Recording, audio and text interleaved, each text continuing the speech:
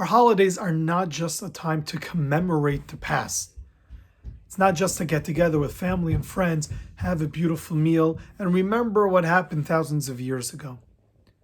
The Yom Tov is supposed to transform us. There's something that's supposed to happen to us that changes our mahut, our being. On Rosh Hashanah and Yom Kippur, and then continuing into Sukkot, that transformation is a transformation of tshuva. We think of the past, our past actions. We think of our words, what we've said about people. We rectify that relationship between us and God and between us and our fellow man. And then when we move from the Sur Merah, we remove the bad, we go for the Aseh Tov, and we begin to do lots of mitzvot on Sukkot. It's a time of renewal of a person's relationship with God and the people around him. Pesach is the Zman Cheutenu. It's not just commemorating that we went out of Egypt thousands of years ago, but every generation is supposed to feel the moment in their life where they were able to break free from their bondage. Some recall perhaps leaving their own home countries, running away, hiding, perhaps feeling the pogroms and the death that surrounded them. That is an experience that they've gone through. The freedom of religion and the ability to serve HaKadosh Baruch Hu. So what are we supposed to feel on Shavuot? That we are to receive the Torah once again? I mean, we have certain minhagim, certain customs that we do to feel that unbelievable moment of Kabbalat HaTorah. Bet Knesset and homes are full of flowers and branches to remind us of Har Sinai, the aroma and the smell of receiving the Torah.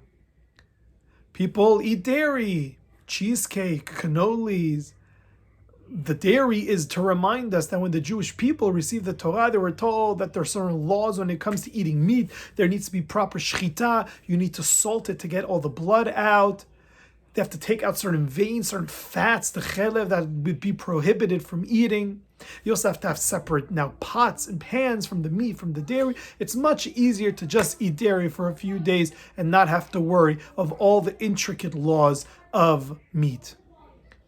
And we also stay up all night of Shavuot to remind us that the Jewish people fell asleep with all the noise, the thunder and the lightning and the shofar. It's a time to receive the Torah and they're just falling asleep and snoring away. How could you miss this opportunity? So we stay up and we learn to make sure that we rectify that mistake, that we are excited and ready to receive the Torah. But is that really how we feel?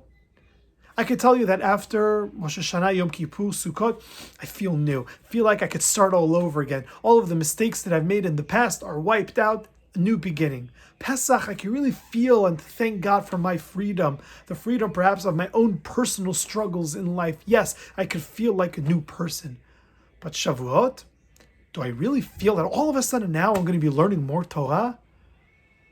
There needs to be something different that happens on Shavuot. The Slanu Rebbe in Tivot Shalom explains that on Shavuot, it doesn't just mean we are to feel that we are receiving the Torah, but it actually means that God is speaking to us directly on Shavuot. See, on Shavuot, we're supposed to have a different feeling, and that feeling is the understanding of what's important in life. The experience we are to have is to once again recalibrate what it means to be a Jewish person. What are our values? How do I value the Bet Knesset? How do I value Limud Torah, learning Torah? How do I value Limud Torah for my children? What type of experiences will we have for the rest of the year that will allow us to remind us of the important values? From Pesach until Shavuot, we spent 6 weeks learning the 6 chapters of Pirkei Avot, and it's all about values. What's important? What does it mean to be a Jew? What does it mean to be a Jew who follows in the path of the Torah? Whether it's Ben Adam Lamakom, certain character traits that I am to think about, whether it's Ben Adam Lachavero, interpersonal relationship, or whether it's just for myself. What it means to be a human being in this world. What it means to be an observant Jew in this world. It's an experience that we are to have of what's important in life. And perhaps this year, where many of us are not just going to go through the same thing we go through every year, where we come to the Bet Knesset that night, we stay up, fall asleep a little bit, stay up again, we listen to shiur here, we hop to another shiur over there, we read a few chapters and whatever we're learning, we join a group who's sitting and learning together. Those are experiences that we've had, and perhaps we haven't thought about it. But this year, when we're all going to be alone, where I'm sure it's going to be much harder to stay up at night and to learn, the thing we should really get out of that night is not how much did I learn, how long did I stay up, but what kind of values am I focusing on? What's going to be my reaction when finally the Bet Knesset's open and we could rejoin with one another to pray to God? What's my experience of the Bet Knesset going to be? How am I going to act in the Bet Knesset, whether it's parts of Tefillah or just even when Tefillah is not there? How am I going to associate myself with the learning in the community? How am I going to feel my Yahadut? Shavuot is that time where we hear the voice of God, we experience that change, that conversion, and we are converting ourselves to be, once again, Yehudim, with the right values, with the correct values, as the rabbis have taught us in Pirkei Avot.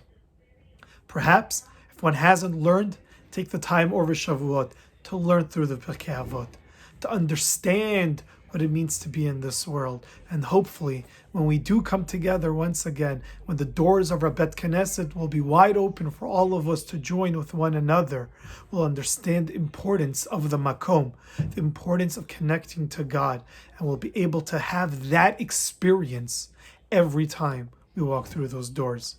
Wishing you a Chag Shavuot Sameach and a Shabbat Shalom.